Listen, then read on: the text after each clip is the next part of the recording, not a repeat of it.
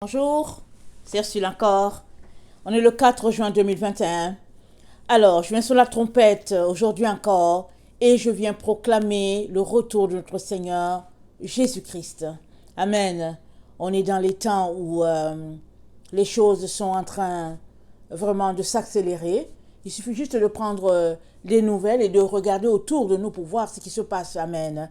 Et si le Seigneur ouvrait nos yeux spirituels, amen, on réaliserait qu'on a vraiment presque plus de temps. Amen. Alors sur cette terre. Et il est très très important, mes chers frères et chères sœurs, de nous dépouiller des œuvres de la chair. Amen. On le dit souvent et peut-être on ne le dit pas assez. Et ce n'est pas facile, c'est vrai. Mais quiconque veut, le peut. Amen. Rappelons-nous cette parole-là de notre Seigneur Jésus-Christ à Pierre. Il n'adressait pas la parole directement à Pierre, mais Satan était en train d'agir à travers la bouche de Pierre. Quand Pierre a réalisé, par la grâce de Dieu, que Jésus-Christ était le Fils de Dieu, amen, Jésus-Christ a posé une question, test, pour voir si les disciples savaient qui il était. Quand il s'est rendu compte qu'il y avait au moins une personne qui avait reconnu qu'il était le Christ, alors Jésus-Christ, tout de suite après, il leur a dit, il faut que je vous dise une chose, le Christ est venu pour mourir. Et il dit, ils vont me pendre au bois. Là, c'était le choc, la consternation. Maintenant là qu'ils avaient déjà trouvé leur Seigneur, leur roi là, et que Jacques et Jean avaient déjà parlé à leur mère, et puis leur mère était déjà venue auprès de Jésus pour trouver de la place pour ses fils, l'un à la droite, l'autre à la gauche. Vraiment, c'était... Ils avaient le vent en poupe, ils étaient heureux. Ils avaient le roi, le Messie d'Israël. Celui-là dont la parole avait parlé était là avec eux. Qu'est-ce qu'ils étaient contents. Alors, comment comprendre que cette même personne dit qu'elle sera crucifiée? D'ailleurs, qu'est-ce que ça voulait dire crucifier? Peut-être ils comprenaient, mais qu'est-ce que ça voulait dire ressusciter? Voilà, ils ne comprenaient pas. Ressusciter, ils ne savaient pas ce que ça veut dire. Et Pierre vient voir le Seigneur et lui dit, à Dieu ne plaise.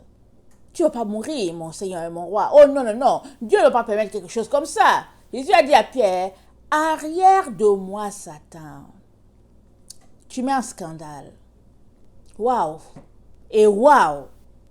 Aujourd'hui, là, dire à quelqu'un arrière de moi, Satan, mais, ce sera terrible. Terrible. Et pourtant, l'esprit en arrière de cela, c'est que Jésus-Christ ne voulait pas que Satan vienne l'infecter, lui, Jésus-Christ. Il ne voulait pas que Satan vienne détruire sa destinée. La raison pour laquelle il était sur la terre, la raison pour laquelle il était là, était sur le point de s'accomplir. On pouvait le toucher comme ça parce qu'il restait quelque temps. Combien est-ce qu'un an, quelques mois, je ne sais pas. Et là, Satan vient par la bouche de Pierre, à Dieu ne plaise. Jésus a dit, non, non, non. Il a reprimé cette parole sévèrement. Parce qu'une fois que la mauvaise pensée s'installe en toi, elle vient infecter toutes les autres. Au fait, le combat dans lequel nous sommes, c'est un combat de pensée, je vous dis. Notre cerveau, si je peux le dire, est un champ de bataille. Nos pensées, là, c'est... Je ne sais pas combien de pensées on reçoit par seconde, moi je ne sais pas. Mais il y a une lutte constante, entre les pensées pures et les pensées malsaines. Et l'enfant de Dieu est toujours là en train de s'exercer pour dire, oh non, je choisis celle-là et puis bon, voilà. Celle-là, je la rejette. Et quand tu choisis de marcher avec Jésus, tu es appelé à rejeter les pensées qui ne cadrent pas avec Jésus.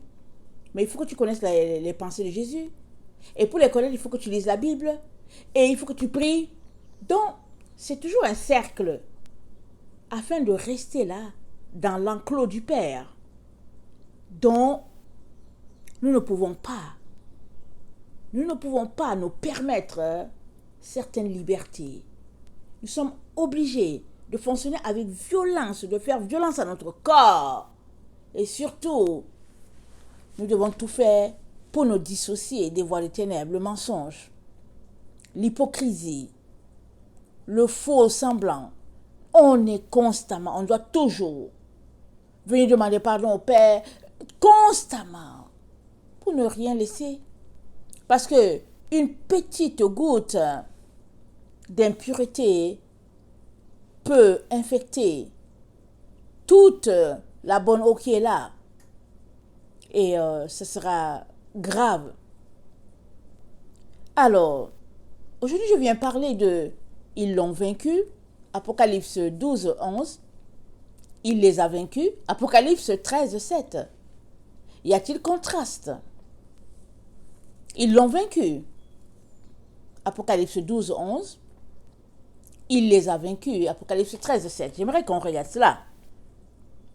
Alors, si on lit ces deux passages, on peut s'arrêter, on peut se dire, mais il y a un contraste. Il y a une contradiction entre les deux. Parce que comment, dans Apocalypse 12, c'est dit que les enfants de Dieu ont vaincu le dragon, et comment, dans Apocalypse 13, le verset 7, c'est dit que le dragon les a vaincus. Alors, on s'arrête, on se dit, quelle confusion.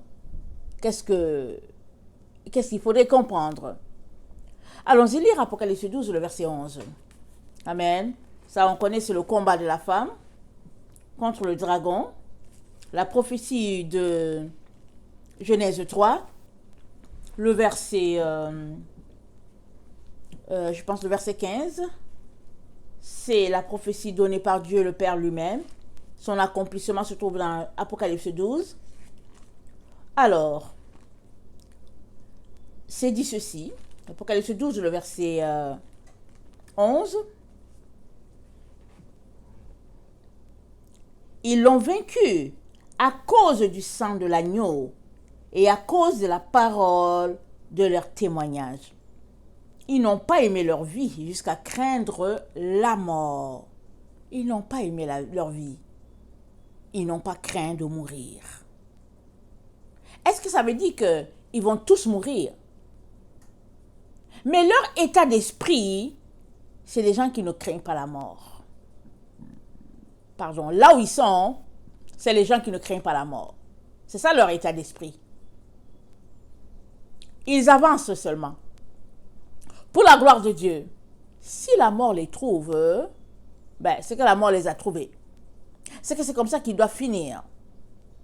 S'il vient aussi les trouver, s'il revient alors qu'ils sont vivants, gloire à Dieu.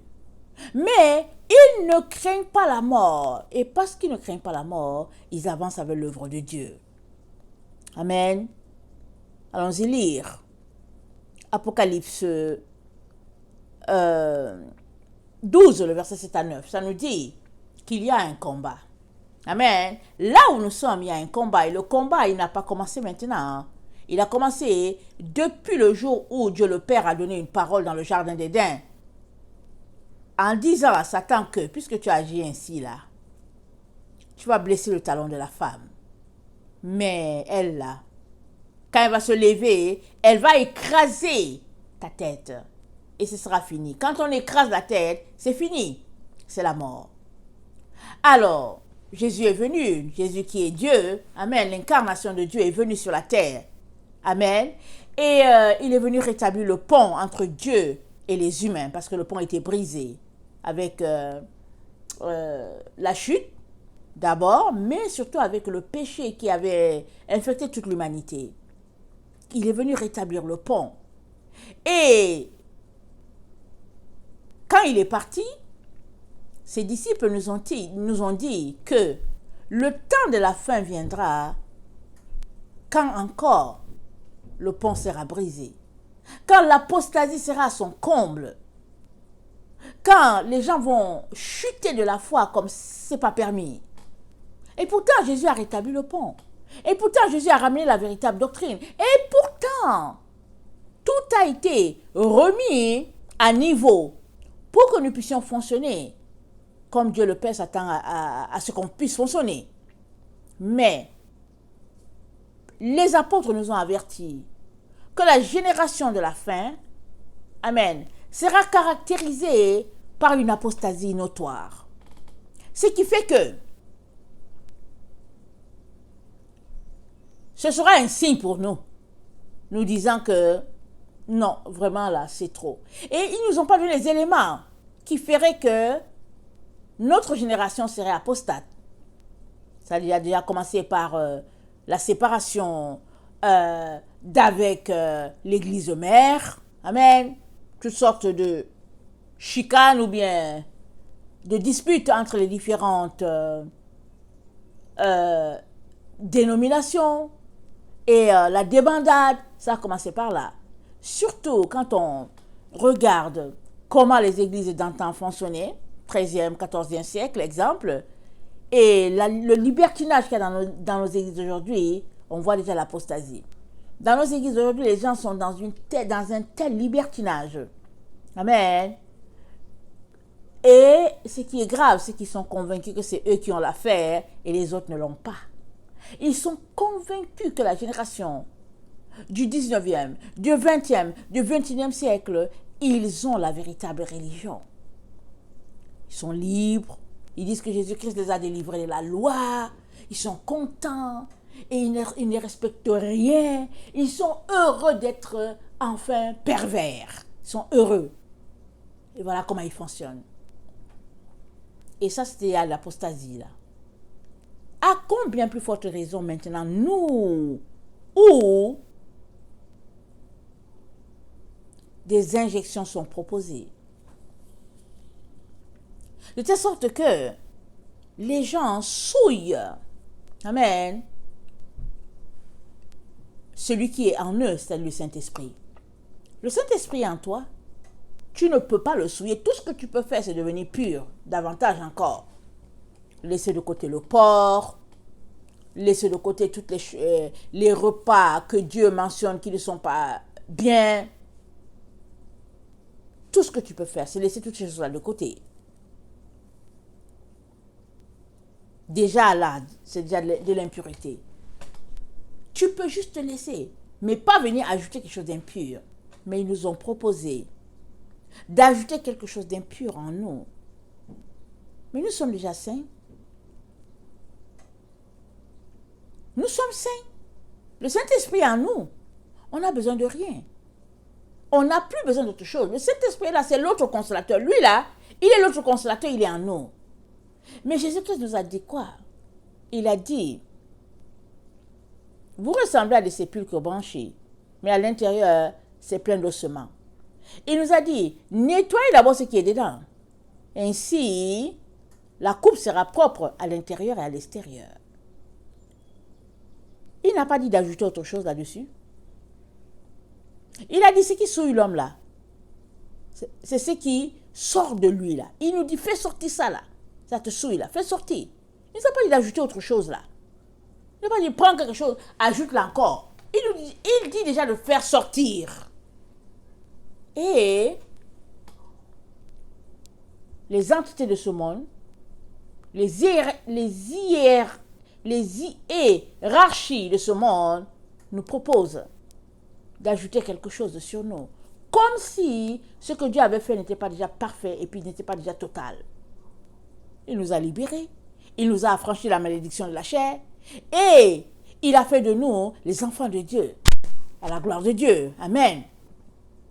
Et il nous a appelés de ne pas nous conformer au présent siècle.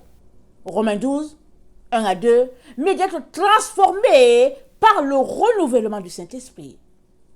De telle sorte que nous puissions discerner ce qui est agréable, utile. Nous devons discerner cela. Est-ce que c'est agréable? Est-ce que c'est utile? Alors, allons dans le sens, prenons cela. Sinon, de laisser, de ne pas toucher ce qui est souillé. C'est déjà souillé. Ne touchons pas. Ne nous conformons pas à ce que les gens font dans ce siècle. Quand on les voit se comporter d'une manière travestie, n'allons pas là-dedans. Ne nous conformons pas. Quand on regarde leur habillement, la mode et tout, n'allons pas dedans. Soyons tout simplement dans un habillement sobre. Vraiment, n'attirons pas le regard sur nous. Voilà ce que Jésus-Christ nous dit. Mais, si on n'obéit pas juste à ces règles-là, le basic là, on est déjà apostate. On l'est déjà. À combien plus forte raison Maintenant que plusieurs chutent sans le réaliser, si bien qu'on aura une autre religion mise en place par un groupe de personnes, entre guillemets, rebelles, mais qui continuent de courir la course à leurs yeux. Ils continuent de courir la course, mais ils sont rebelles. Comment? Ils ont pris l'interdit. Amen. Ils ont pris l'interdit. Dieu ne nous a pas prendre. Ils ont pris l'interdit. Alors, mais le combat, il existait déjà. Le combat est là, déjà actif depuis la Genèse. Alors, il y a un combat entre les enfants de la femme et les enfants du dragon. Alors, ça nous dit au verset 7, il y eut guerre dans le ciel. Michel et ses anges combattirent contre le dragon, et le dragon et ses anges combattirent, mais ils ne furent pas les plus forts, et leur place ne fut plus trouvée dans le ciel. Et il fut précipité, le grand dragon, le serpent ancien, appelé le diable, et Satan, celui qui séduit toute la terre. Il fut précipité sur la terre, et ses anges furent précipités avec lui. Et j'entendis dans le ciel une voix forte qui disait, « Maintenant, le salut est arrivé, et la puissance et le règne de notre Dieu, et l'autorité de son Christ. Car il a été précipité, l'accusateur de nos frères, celui qui les accusait devant notre Dieu, jour et nuit. Ils l'ont vaincu, à cause du sang de l'agneau, et à cause de la parole de leur témoignage. Ils n'ont pas aimé leur vie jusqu'à craindre la mort. » Donc il y a guerre. Et la finalité, c'est que les enfants de la femme seront vainqueurs. Amen. Et nous voyons que la femme, elle a deux types d'enfants. Amen. Elle a les enfants récalcitrants et elle a les enfants obéissants. Alors, regardons. Alors, les enfants de la femme, amen, ce sont ceux-là qui gardent les commandements de Dieu. Ils sont appelés les enfants de la femme. Les autres vont faire partie du dragon. Amen. Parce que la femme, l'accouchement, ça vient d'une femme. Amen. Les hommes n'accouchent pas. Une femme, elle accouche. Alors l'enfant, il sort. Il peut soit obéir à sa mère, soit ne pas lui obéir. Et ceux qui vont obéir à la femme, à la fin, ils seront appelés. Amen. Les enfants de la femme, la Nouvelle Jérusalem. Amen. L'épouse de Christ. Voilà le groupe. Mais ceux qui n'auront pas obéi, ils feront partie du dragon. Si bien que le dragon aura et les enfants appelés enfants de Dieu ou bien chrétiens qui n'auront pas obéi, ils feront partie du dragon dans le sens qu'ils suivent une autre doctrine, autre que la doctrine de Christ, et ceux-là qui n'ont jamais suivi le Seigneur.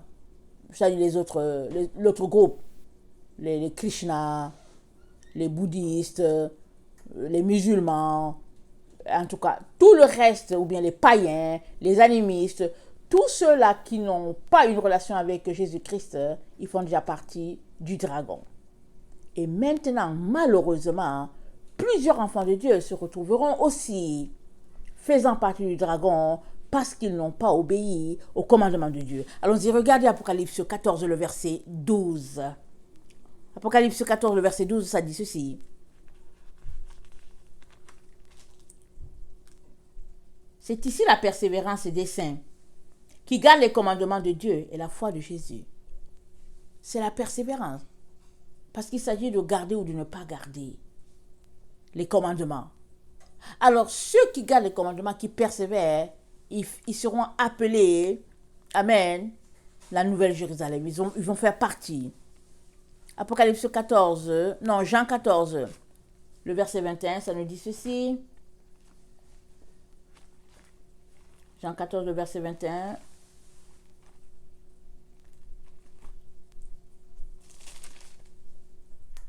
Celui qui a mes commandements et qui les garde, c'est celui qui m'aime. Et celui qui m'aime sera aimé de mon Père. Je l'aimerai et je me ferai connaître à lui. Et verset 24. Celui qui ne m'aime pas ne garde point mes paroles. Et la parole que vous entendez n'est pas de moi, mais du Père qui m'a envoyé. Celui qui ne m'aime pas ne garde pas ma parole. ce n'est pas compliqué de savoir si tu aimes Jésus ou pas. Si tu gardes sa parole, alors tu as déjà ta réponse. Ça veut dire que tu l'aimes. Si tu ne gardes pas la parole, ça veut dire que tu ne l'aimes pas. Il n'y a personne qui... C'est pas quelqu'un qui vient te dire, écoute, je vais faire un test pour savoir si tu aimes Jésus ou pas. Personne ne va venir faire le test pour toi. Jésus l'a déjà dit. Il dit que si tu gardes ses commandements, c'est que tu l'aimes. Et puis si tu ne les gardes pas aussi, c'est que tu ne l'aimes pas. Je ne sais pas, on n'a pas besoin d'aller chercher de midi à 14 heures. Ce n'est pas compliqué. Souvent, on est voilé. Quand, regarde, je lis ça, c'est simple, n'est-ce pas? Mais tu peux t'arrêter pour dire, mais qu'est-ce qui fait que tu ne saisis pas, ou bien qu'est-ce qui fait que tu es toujours en train d'aller en direction contraire? Ça peut être une mauvaise théorie. Ça peut être cette théorie-là qui te dit que tu es sauvé un jour, tu es sauvé toujours. En disant que Jésus a tout payé pour toi, que tu es sous la grâce. Généralement, les gens qui sont sous la grâce, ils ne demandent même plus pardon. Ils font ce qu'ils veulent, ils n'ont pas le problème. Ils ne viennent pas se repentir là. Non, ils sont dans le mensonge, ils demeurent dans leur mensonge. C'est pas grave, on est sous la grâce. Jésus nous a pardonné, on est sous la grâce. Ils sont là-dedans. Alors que les commandements de Dieu disent, si tu confesses tes péchés, Dieu te pardonnera. Et puis, il dit de confesser nos péchés les uns aux autres. Il dit, celui qui confesse ses péchés, Dieu va le purifier de toute iniquité. Donc, il y a un processus, il y a un procédé, il y a quelque chose à faire pour sortir des ténèbres et connecter à la lumière.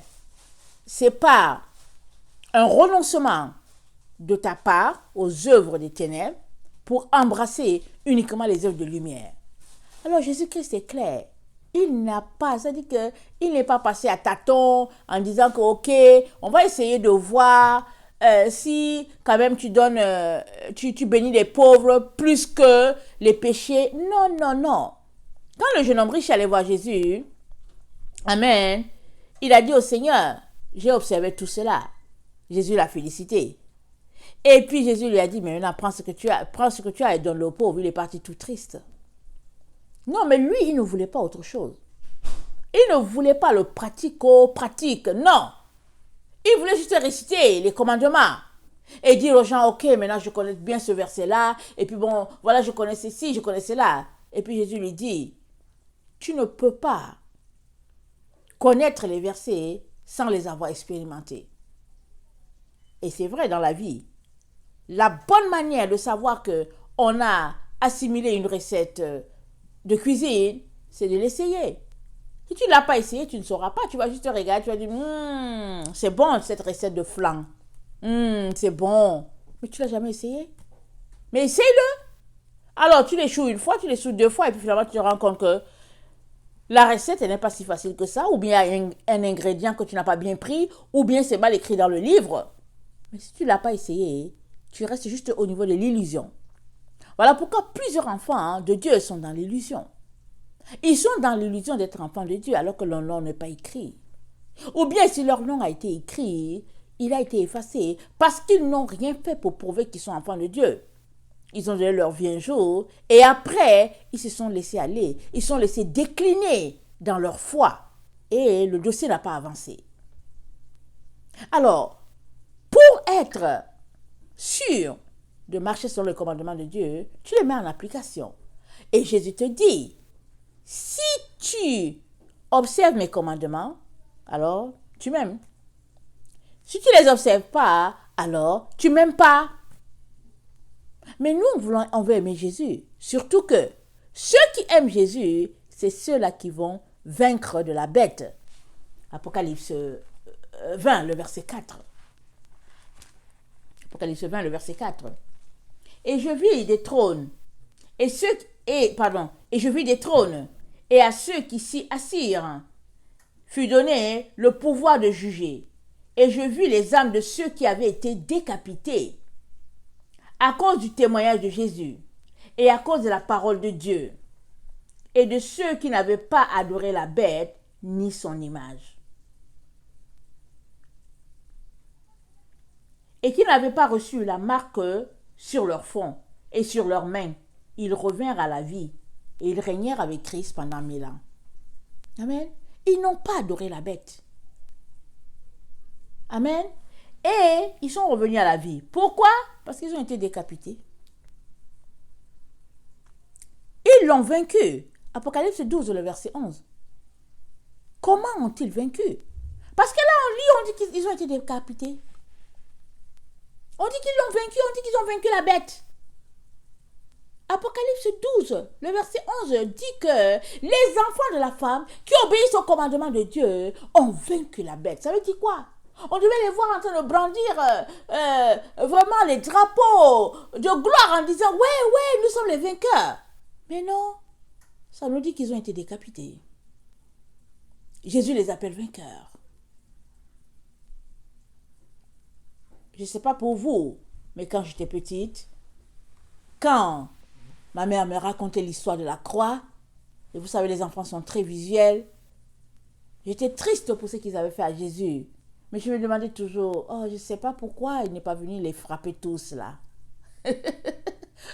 Pour démontrer qu'il est l'enfant de Dieu. J'ai dit, mais il avait la puissance. Mais il fallait les frapper tous. Comme ça, les gens allaient voir vraiment qu'il est un enfant de Dieu. Voici mon raisonnement. Mais quand j'ai grandi, amen, j'ai compris que pour le Seigneur, la victoire de la chair n'est pas une victoire.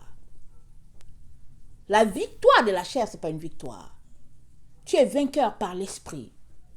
Tu es vainqueur par tes idéaux, par tes pensées, c'est là que tu es vainqueur. C'est-à-dire, pour tes pensées, jusqu'où es-tu prêt à aller? Et tu dois mourir pour tes pensées à la gloire de Dieu. Là, tu seras vainqueur.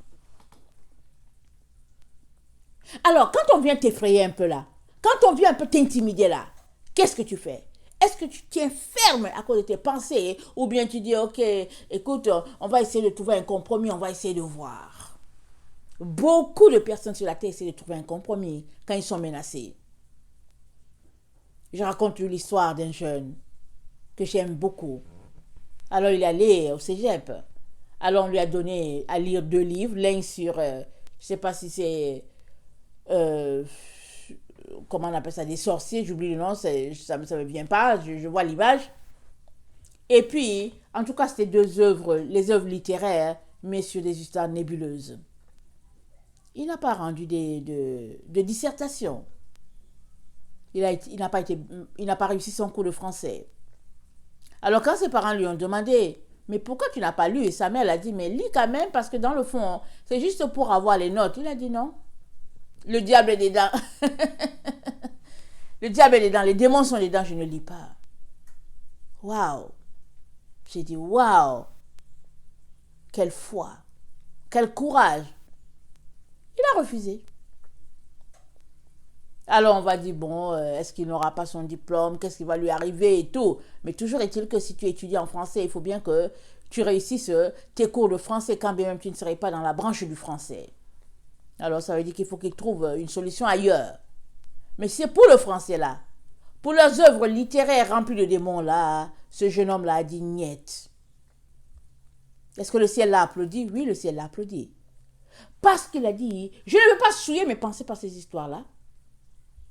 Je ne vais pas souiller mes pensées.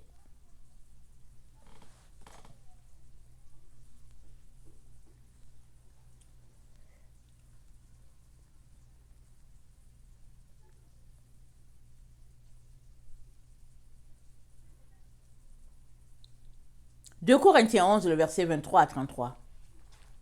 De Corinthiens 11.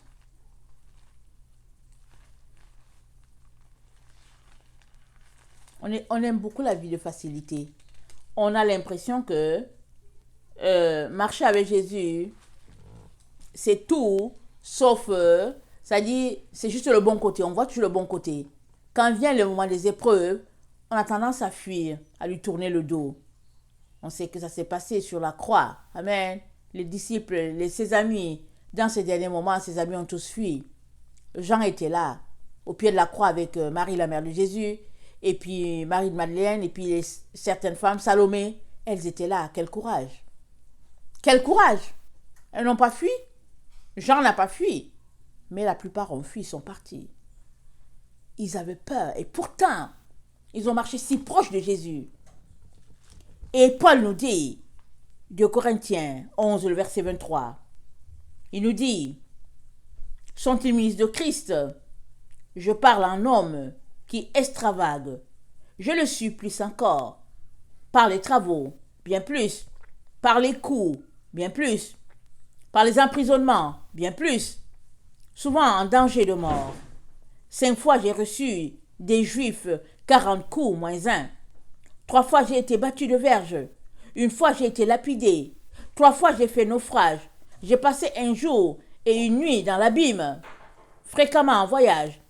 J'ai été en péril sur les fleuves, en péril de la part des brigands, en péril de la part de ceux de ma nation, en péril de la part des païens, en péril dans les villes, en péril dans les déserts, en péril sur la mer, en péril parmi les faux frères. J'étais dans le travail et dans la faim, à la soif, à des jeûnes multipliés, au froid et à la nudité.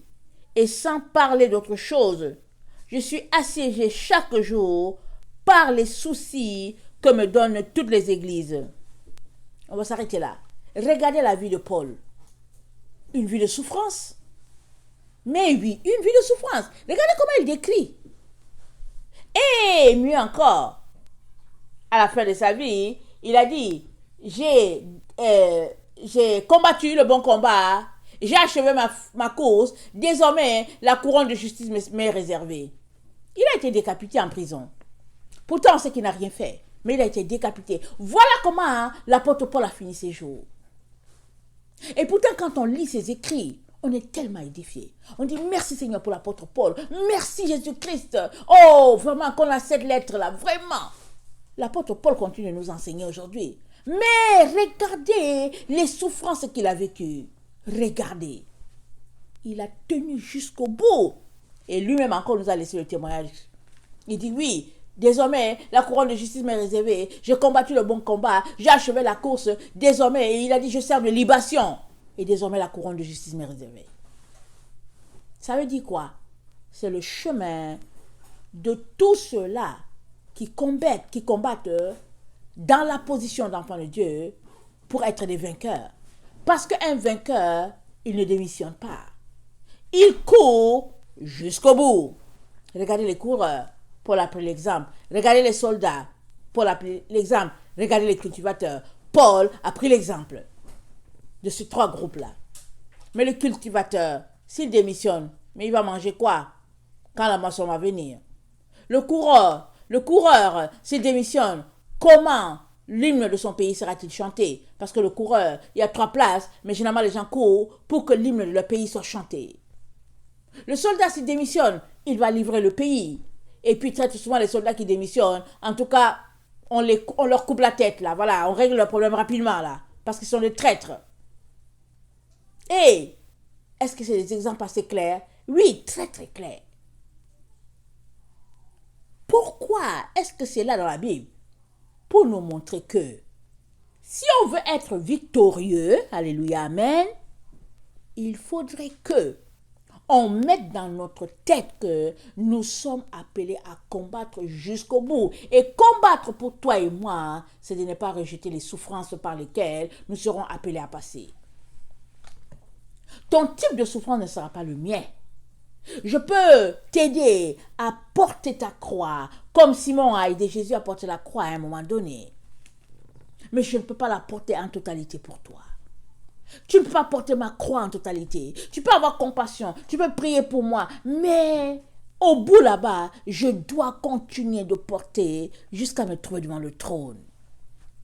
Et ça, c'est la vie de tout un chacun. Mais si on démissionne en partant, mais on n'a même pas encore commencé, la souffrance n'a pas encore commencé, que plusieurs ont déjà démissionné. Ça n'a pas encore commencé.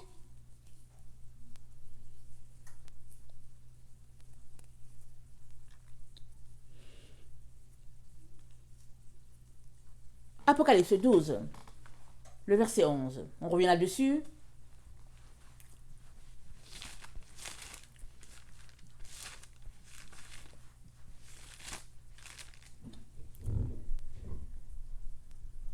Ils l'ont vaincu à cause du sang de l'agneau et à cause de la parole de leur témoignage.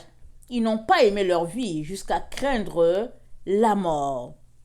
Alors, ils n'ont pas aimé leur vie jusqu'à craindre la mort. J'ai trouvé le nombre 22, 88 dans la concordance grecque. Et ça veut dire que ils sont morts de corps. C'est-à-dire que leur corps a été tué, si on peut le dire ainsi. Leur chair a péri. Et ils n'ont pas craint. Parce qu'il explique que quand le 22, 88, ça parle soit de mort spirituelle, soit de mort physique. Voilà ce que ça veut dire. Ça veut dire que dans le temps où nous sommes là, les 10 appelés enfants de Dieu que nous sommes se retrouveront séparés en deux. Il y aura ceux qui mourront spirituellement. Alors, ils continueront d'avoir leur bien matériel, leur aisance, le confort. Amen. Parce qu'ils accepteront les conditions en échange de leur âme. Et bon, ils vont fonctionner dans le système. Et la Bible les appelle les morts spirituels. Et il y a un autre groupe qui refusera, qui renoncera à tout ce qu'ils ont comme bien matériel. Ils renonceront à cela. Et ils subiront la mort physique. C'est ça le nombre 22, 88. Thanatos en grec. Amen. Et ils sont morts. Amen. Thanatos. Ils mourront Thanatos parce qu'ils n'ont pas aimé leur vie.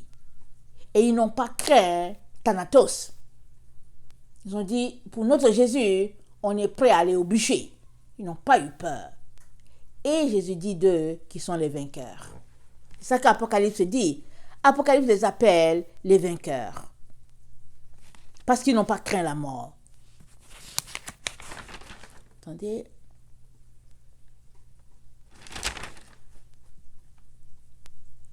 Apocalypse 15, le verset 2. Regardons un peu ce groupe-là.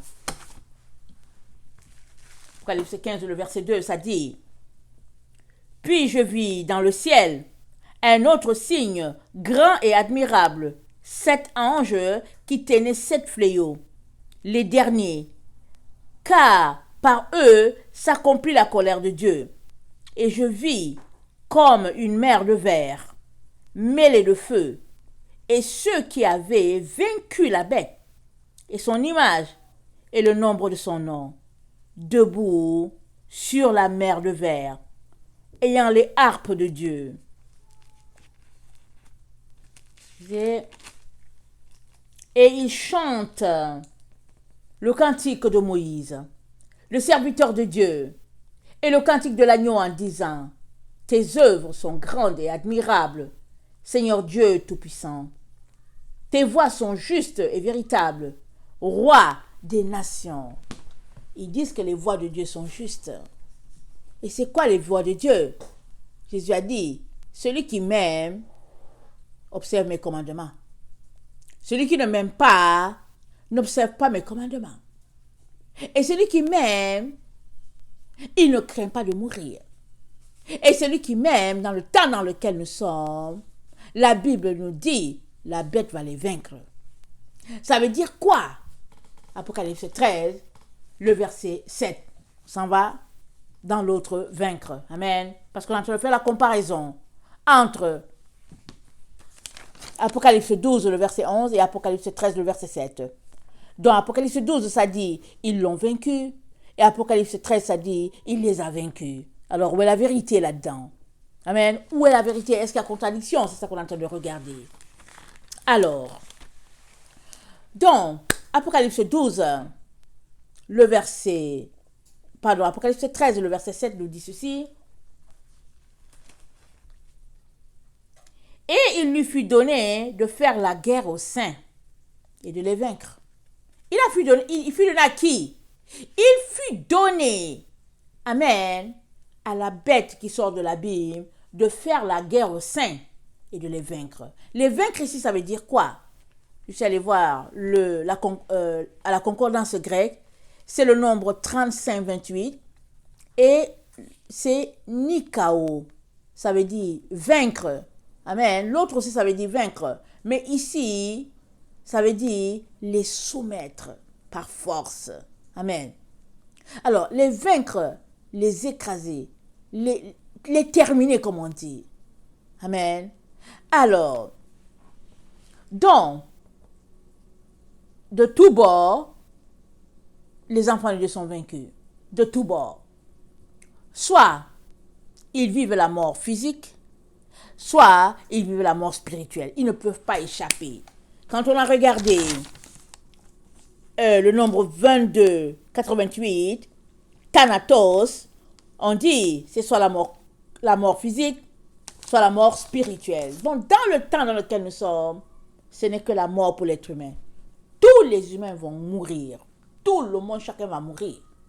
Mais les plus sages, ce seront ceux-là qui diront, ok, je préfère la mort physique. De toute manière, l'autre truc là, le liquide là qu'on va me donner, c'est la mort pareil, n'est-ce pas? C'est la mort par petite dose. Donc, je peux prendre le liquide aujourd'hui. Peut-être que je vais me retrouver à mourir peut-être dans 5 ans. Donc, chaque jour, par petite dose, mon corps dépérit. Mais je suis déjà mort. Le jour où Adam et Ève ont mangé du fruit défendu, Dieu a dit quoi? Qu'ils sont morts. Et pourtant, Adam est mort à 930 ans passés. On va regarder. Non, je ne vais pas regarder parce que je ne peux pas trouver. Dans Genèse, Adam a vécu, il a eu des enfants, et puis bon, il a vu les enfants.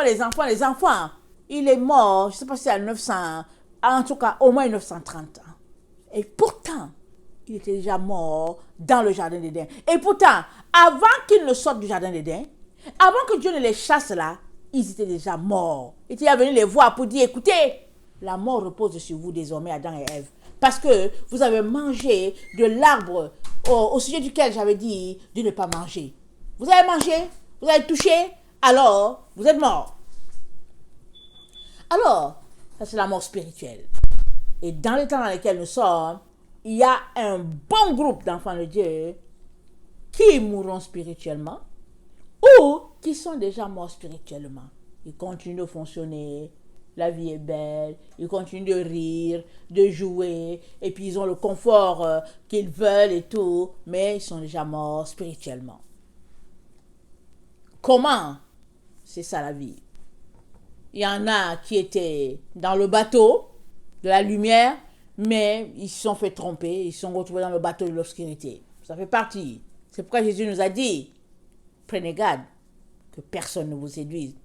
Parce que si quelqu'un te séduit, il va te conduire dans le champ, te faisant croire que c'est là-bas le chemin de la vérité.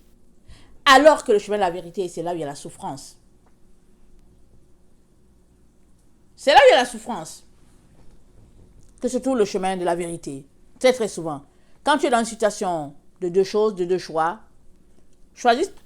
Quand on te propose deux choses là, il y a une qui est facile, l'autre qui est difficile. Quand on te propose la difficile là, as-tu tendance à prendre le chemin difficile? D'abord, réfléchis d'abord à la voie difficile.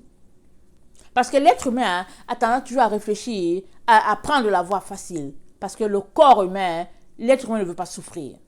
Mais très souvent, Dieu se trouve là où il y a la souffrance physique.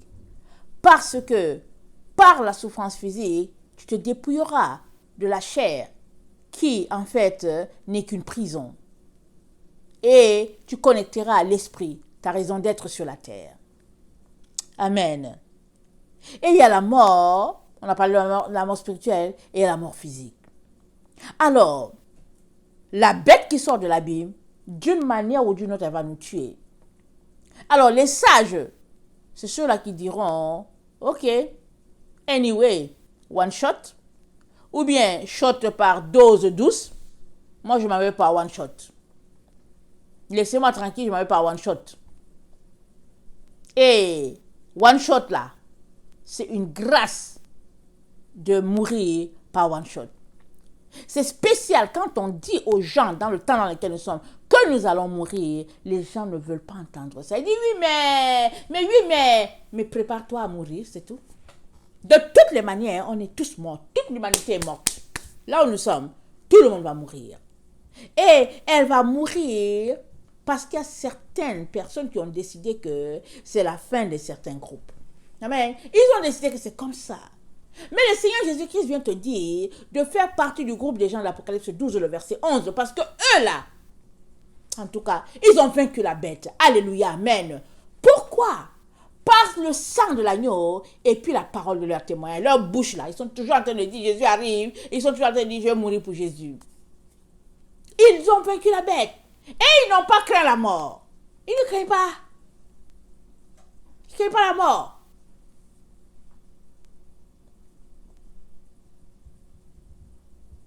Ils se répètent à tous les jours. Peu importe ce qui arrive, je veux me tenir pour mon Jésus. Pierre l'a aussi répété. Quand le mois est venu, il a dit, je ne le connais pas. Et ce qui s'est passé avant, Jésus lui disait, Pierre, vous n'avez pas pu veiller 1 heure? Pierre, la tentation. Pierre, j'ai prié pour vous. Heureusement, Jésus a prié pour eux. Ils étaient lourds. Ils étaient sonnés. C'était difficile. Avait-il mangé un gros repas? C'était quoi? Mais c'était lourd. Et ça, cette situation, ça peut arriver à chacun d'entre nous. Il n'y a personne qui peut dire, oh, je suis exempt de cela, je ne veux pas tromper mon Seigneur Jésus. Non. Mais on doit veiller. On doit prier. On doit tenir. Ça dit...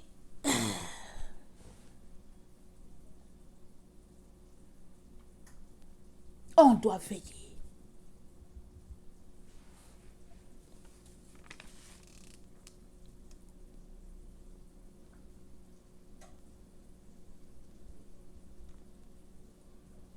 Dans Apocalypse 13, le verset 7 nous dit, et il lui fut donné de faire la guerre aux saints et de les vaincre. Et il lui fut donné autorité sur toute tribu, tout peuple, toute langue et toute nation. Et tous les habitants de la terre l'adoreront, ceux dont le nom n'a pas été écrit dès la fondation du monde dans le livre de vie de l'agneau qui a été immolé. Le verset 15. Il lui fut donné d'animer l'image de la bête, afin que l'image de la bête parlât, et qu'elle fit que tous ceux qui n'adoreraient pas l'image de la bête fussent tués. Et elle fit que tous, petits et grands, riches et pauvres, libres et esclaves, reçussent une marque sur leur main droite ou sur leur front, et que personne ne put acheter, ni vendre, sans avoir la marque, le nom de la bête, le nombre de son nom. C'est ici la sagesse. Amen. C'est ici la sagesse. Toi et moi avons besoin d'être sages ici. Quelle direction prendre? De toutes les manières, nous allons tous mourir. Allez prendre la solution des hommes et supporter notre mort à petite dose, jusqu'à ce qu'on n'ait plus de force, et puis laisser les vers nous gruger de l'intérieur petit à petit, et puis un matin, on est capoute. Est-ce que c'est ça la solution? Ou bien la solution, c'est de résister pour dire, en tout cas, moi, je prends rien. Je prends rien. Rien ici. Je ne prends rien. Et le moment venu, on est confronté à la réalité. Mais qu'est-ce qu'on prend? Et la Bible dit quoi? Alléluia. Le royaume de Dieu, là, ce sont les violents qui s'en emparent. Ce n'est pas la violence physique. Ce n'est pas dans le palabre. Ce n'est pas dans chercher les histoires, les chicanes, les disputes. Ce n'est pas dans ça. Violence, c'est dans la tête. Dans ton esprit, là. Tu es dur. Tu es béton. C'est ça. Être violent. Tu dois être béton dans ton esprit, là. Quand on te parle, là, tu regardes d'abord, tu dis, est-ce qu'il a parlé de Jésus ou bien il a parlé de Jésus bisou, là? De quel Jésus il me parle, celui-là? Tu te rends compte que non, mitigé, tu dis, non, moi, je ne le suis pas. Fais ce que tu veux, mais non. Je cherche mon Jésus, là. C'est là qui est mort pour moi. Pas le Jésus artificiel fabriqué, là, qu'on nous raconte, on dit que, ouais, voilà, il nous aime. Et il nous aime. Mais l'autre Jésus n'est pas mort pour toi, il va t'aimer comment? C'est un usurpateur. Parce que sous l'image de ce Jésus bisou là, c'est le diable en personne qui est là. Te faisant croire qu'au fait, la vie elle est sans difficulté. Mais la vie là, elle est remplie de difficultés. Et regardez les enfants solides sur la terre. C'est les enfants là, en tout cas, qui ont été bien dressés là. Regardez les... regardez les enfants hein, qui vivent dans les ghettos là. Regardez-les bien. Vous allez leur parler d'une maladie ici. Ils ont vécu dans les ghettos là. Il n'y a pas une maladie qui les a domptés. Et tu vas venir leur parler de quoi ici? Il faut les regarder dans leur langage, c'est-à-dire que vraiment, la mort, c'est-à-dire la vie de la société n'a pas eu raison d'eux. Ils ont gagné. Ils ont tenu jusqu'à... Ils sont devenus vainqueurs. Et puis, ils fonctionnent dans le système. Alors, imaginez ces gens-là. Tu vas leur dire quoi? Ou bien, il y a des gens, un d'eux, ça va pas, ils se disent, bon, écoutez, la vie est tellement difficile, je vais m'enlever la vie. C'est tellement difficile, je vais m'enlever la vie. Mais il y en a qui s'arrêtent, ils se disent, mais s'enlever la vie, pourquoi? Qu'est-ce qui est difficile? C'est quoi qui est difficile? Ils s'enlèvent la vie, pourquoi? Et quand on va regarder, c'est une petite chose. Un petit, peut-être, un petit caprice. Peut-être les émotions qui ont débordé. Et on n'a pas pu soutenir. C'est-à-dire une petite chose. Mais on doit bâtir notre morale. Est-ce que ça veut dire que certains sont touchés par les émotions et d'autres pas? Les émotions, tout le monde est touché par les émotions. C'est tout simplement que tu ne laisses pas les émotions prendre le dessus sur ta vie. Tu ne restes pas là-dedans. Tu ne restes pas. Parce que tu sais que tu dois arriver de l'autre côté. Là où il y a Papa Dieu. On est dans un voyage. On doit arriver. Et l'apôtre Jean nous dit, c'est ici la sagesse. Et quelque part, il dit, ici c'est la persévérance des saints. Et ceux qui gardent la foi. Mais on est averti que la bête va nous vaincre. Elle va nous vaincre. Et quand on lit, le Père dit, et ils ont été vainqueurs. Et pourquoi? Parce qu'ils n'ont pas craint la mort. Parce qu'on les a tous décapités là. Ceux-là qui ont dit, Jésus, notre Jésus, il est mort pour nous. Décapité. La Bible dit, c'est eux les vainqueurs. Et quand la bête les a vaincus, le mot en grec nikao, amen, la bête les a soumis, la bête a eu raison d'eux, les a intimidés, les a torturés. Ils sont restés fidèles à la foi en leur Seigneur. Et à la fin, c'est eux qui ressusciteront et c'est eux qui jugeront ceux qui n'ont pas tenu. Alors, tout cela, c'est pour nous dire que nous devons tenir. Il n'y a pas de contradiction dans « ils les ont vaincus » et il n'y a pas de contradiction dans « ils l'ont vaincu » et « ils les ont vaincus ». Il les a vaincus. Ils l'ont vaincu. Les enfants de Dieu ont vaincu la bête. Il les a vaincus. La bête, le diable, a vaincu les enfants de Dieu. Il n'y a pas de contradiction. C'est la parole de Dieu qui est en train de dire la chose autrement. Si c'est dit que le diable nous a vaincus, ça veut dire que le diable a eu raison de nous par son système en ôtant la vie à tous ceux qui ont refusé de marcher par les lois humaines. Et si c'est dit que nous avons vaincu la bête, c'est que nous avons dit notre corps n'est rien. Si c'est ça seulement que tu veux prendre, prends. Mais jamais on te laissera toucher à notre esprit, à nos pensées. On ne te laissera pas toucher. Nous là, nous sommes les gens, les conquérants qui arrivons jusqu'au bout. Amen. Ça c'est les enfants de Sion. Les fils et les filles de la femme. La véritable église de Jésus-Christ, la véritable Jérusalem. Amen. La Jérusalem, la cité de Dieu. Amen. Dans cet endroit-là où on n'a pas besoin de lumière, parce que c'est la gloire de Dieu qui éclaire. Mes chers frères, mes chères sœurs, ne laissons personne nous ravir ce que le Père nous a réservé. Plusieurs enfants de Dieu aujourd'hui sont en train de s'égarer parce qu'on leur fait croire que le temps est loin. Les gens leur disent que ce n'est pas maintenant que Jésus vient. Les gens leur disent que ne les écoutez pas. On a encore le temps. Alors, plusieurs choisissent la solution humaine parce qu'ils se disent, j'aurai une belle retraite. Ils se disent, j'aurai le temps de voyager. Ils se disent, j'aurai le temps de bâtir ceci avec mes petits-enfants. Mais le temps est fini. Le temps est fini. Le temps, d'ici là que Jésus vienne, on peut le compter en mois. Je ne dis pas, écoutez, ne me citez pas mal, je ne dis pas qu'il vient cette année. Hein. Le temps qui nous reste, on peut le compter en mois. Le temps est fini.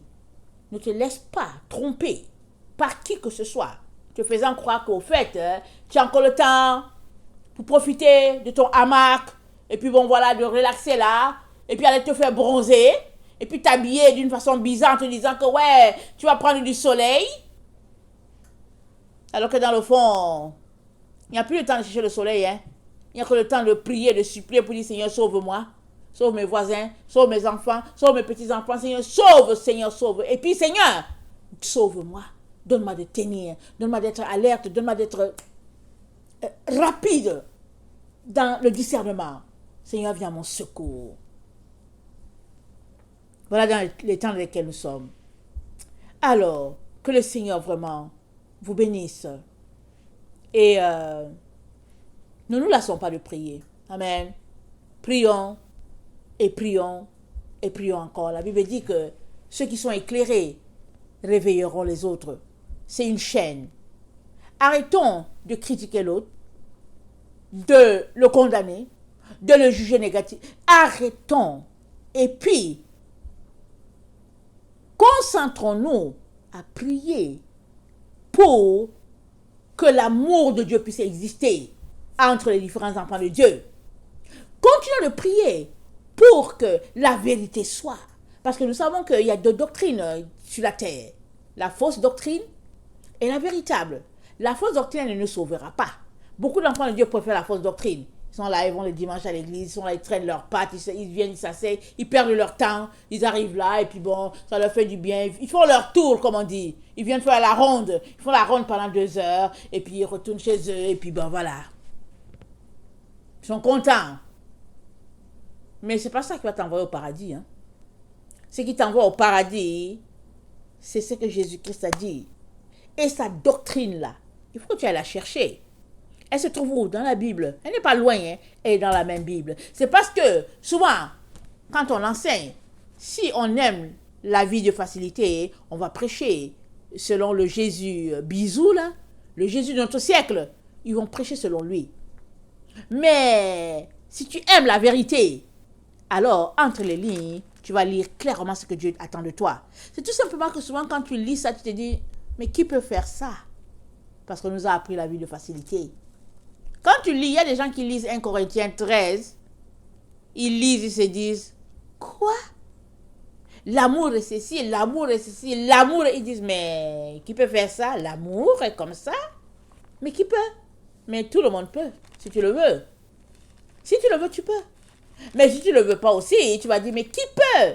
Et tu vas demeurer dans ton péché, en train de marcher contraire à ce que l'Esprit de Dieu attend de toi. Mais si tu le veux, tu vas lire 1 Corinthiens 13, tu vas lire ça plusieurs fois. Par exemple, le verset 13, le verset 3, ça dit, et quand je distribuerai tous mes biens pour la nourriture des pauvres, quand je livrerai même mon corps pour être brûlé, si je n'ai pas la charité, cela ne me sert de rien. Ici, tu peux t'arrêter pour dire, attends, qu'est-ce que tu es en train de dire, Jésus? Je donne déjà ma nourriture aux pauvres, je leur donne déjà mes vêtements, et puis je donne mon corps, on me brûle, et puis tu dis que si j'ai pas l'amour, mais c'est quoi l'amour? Amen. Ça, c'est une bonne question. Jésus, mais c'est quoi l'amour? De quel amour parles-tu? Jésus te dira c'est quoi l'amour. Par exemple, voir ton frère aller sur le chemin de la mort, lui dire de ne pas aller là-bas, ça c'est l'amour. Dans notre siècle, on va te dire, de quoi tu te mêles? Elle se mêle de ce qui ne la regarde pas. Moi, écoute, je fais ceci, et puis elle se mêle. Elle m'a dit ceci, elle m'a dit cela. Mais c'est parce qu'elle t'aime. C'est parce qu'il t'aime qu'il t'a dit, il ne va pas sur ce chemin-là. Sur ce chemin-là, tu trouves la mort. La mort est là-bas, tu n'arriveras pas. Au lieu de te mettre à blâmer la personne, et puis de prendre le marteau pour cogner sur la tête de la personne pour que la personne meure, arrête-toi pour dire, Seigneur, qu'est-ce que la personne est en train de me dire? Quand bien même, tous tes habits, tu aurais donné ça à tous les pauvres de la terre. Quand bien même tout ton argent tu aurais donné à tous les pauvres de la terre. Si si l'amour n'est pas dans ce que tu fais, Jésus dit, tout ce que tu fais, c'est rien. Et nous savons qu'aujourd'hui, il y a des gens riches sur la terre qui ne marchent pas avec Dieu, mais qui donnent leur dîme. Ils donnent, ils vont aider les pauvres, et puis on fait la publicité sur eux et tout ça, mais ça ne sert à rien. Parce qu'ils n'ont pas Jésus, ils ont refusé Jésus. Ils ont renié Jésus. Ils disent, on n'a pas besoin de Jésus, voyons, je n'ai pas besoin de Jésus. Jésus, c'est pour les pauvres. Mais, ok, Jésus, c'est pour les pauvres, mais ils ne seront pas. Ils ne seront pas là où se retrouveront les pauvres. Amen. Que le Seigneur bénisse sa parole dans nos cœurs. Amen. Et surtout qu'il nous donne de faire les bons choix et de nous tenir à ce que Dieu le Père a dit, quand bien même on perdrait nos amis, les membres de nos familles. Tenons-nous à la vérité. Parce qu'une fois que nous aurons été sauvés, amen, nous allons avoir la force pour prier aussi pour eux. Mais nous ne pouvons pas prier pour eux si nous nous mettons du même côté qu'eux. On va tous périr ou quoi? La sagesse veut que tu sortes de leur groupe, tu te mettes de côté, peu importe les cailloux qui te lancent, les pierres qui te lancent, demeure sur ton côté et prie pour que Dieu puisse les sauver par toi. Amen. Soyez bénis. Je vous aime beaucoup. Et Dieu davantage. Maranatha, Jésus revient. Alléluia. Et Amen et Amen.